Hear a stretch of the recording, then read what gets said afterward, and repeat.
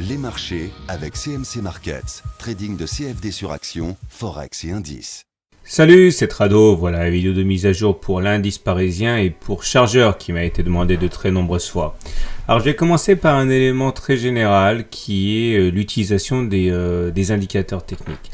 Alors il y a un danger dans lequel tombent les débutants, c'est celui de la multiplication des indicateurs techniques. Parfois je vois sur certains écrans des copies comme on voit avec des stochastiques, MACD, Momentum, RSI, CCI, SAR, etc., etc. Le problème, c'est que plus vous avez d'indicateurs et plus vous risquez d'avoir des chances qu'ils se contredisent. Alors justement, et c'est la dernière fois que je le fais ce soir, regardez un petit peu là. Vous prenez ces trois indicateurs de tendance qui sont la M20, le Super Trend que j'aime bien, et le SAR que beaucoup affectionnent.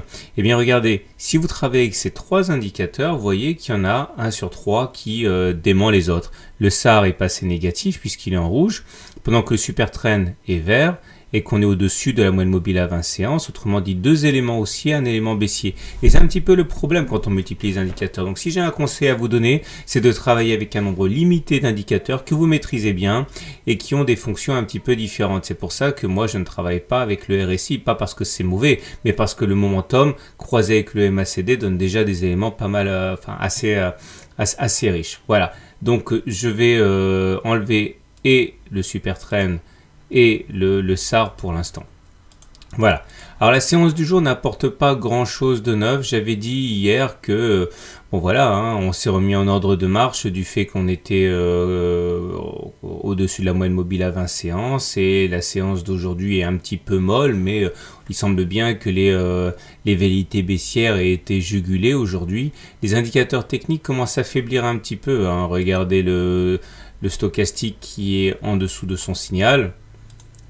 Le MACD qui se bat pour rester au-dessus du sien, et le momentum par contre lui qui est très près de la ligne de 0, bon en situation de danger toujours positif. Ce qui m'amène justement, puisqu'il n'y a pas grand chose à raconter aujourd'hui, au trading intraday. Alors beaucoup affectionnent le trading intraday, alors moi je trouve que c'est un petit peu dangereux quand on n'a pas constamment le nez sur son écran parce qu'il faut surveiller de choses de près, mais il y a un outil qui pourrait vous servir si vous faites du trading intraday, c'est ce qu'on appelle les points pivots. Alors les points pivots, je vous ai fait un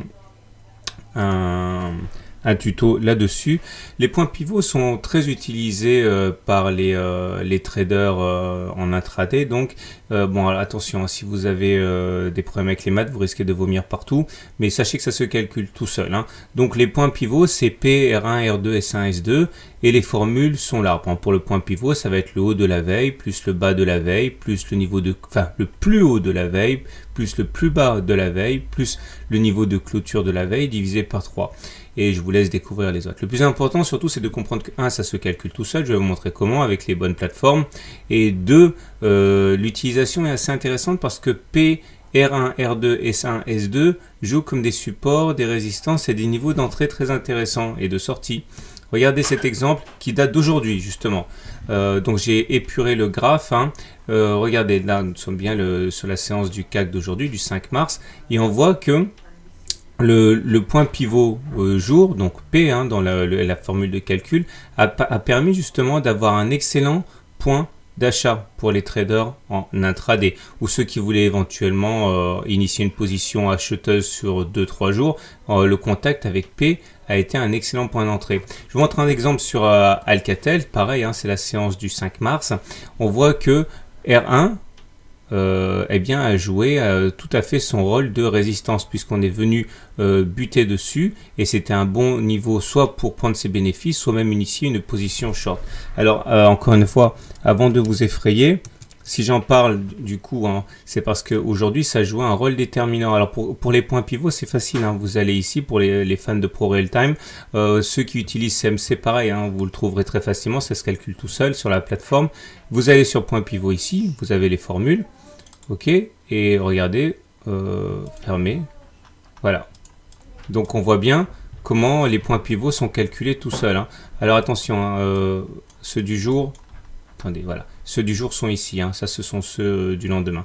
Donc vous voyez bien, pas de problème de mathématiques, hein, c'est un indicateur qui va donc se placer tout seul sur votre graphique et vous voyez qu'on avait bien un point intéressant ici pour acheter.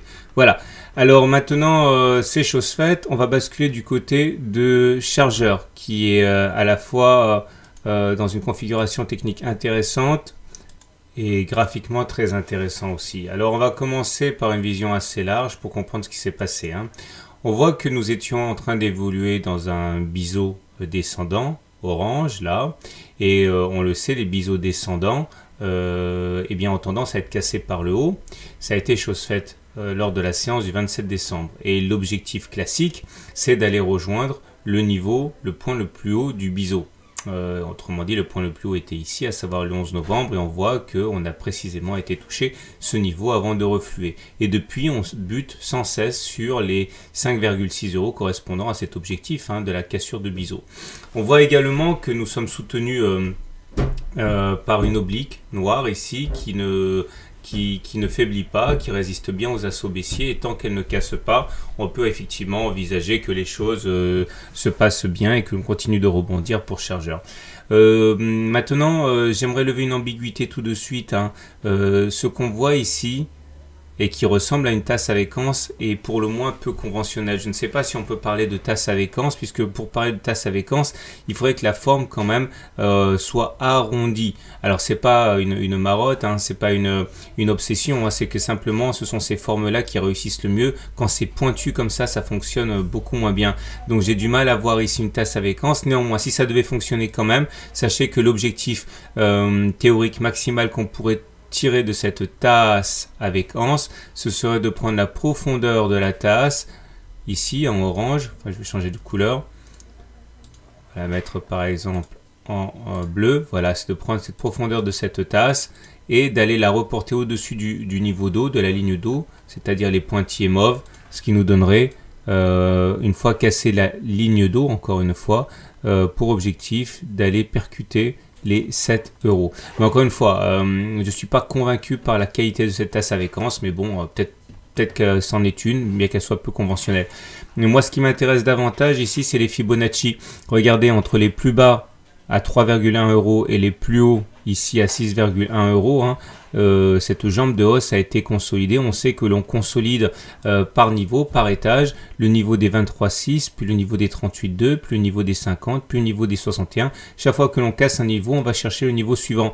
On voit bien qu'on a été dans un premier temps freiné par les 23,6, puis après on a été freiné par les 38,2, puis finalement les 50, et finalement ce sont les 61,8% qui ont permis de rebondir, et c'est dans l'autre sens qu'on s'est cogné la tête contre les étages, hein. D'abord ici, puis après là, etc. Et là on a réussi à passer à les 23,6%. Donc a priori, hein, la voie est ouverte pour aller chercher les niveaux de 0% ici de Fibonacci à 6,1, mais on voit bien, hein, l'obstacle qui se dresse devant nous, hein, les 5,6 €. Donc si on passe les 5,6 €, je pense qu'on ira chercher de manière probabiliste, hein, les 6,1 € et pourquoi pas dans ce cas, si on a une tasse avec anse, aller chercher les 7 €.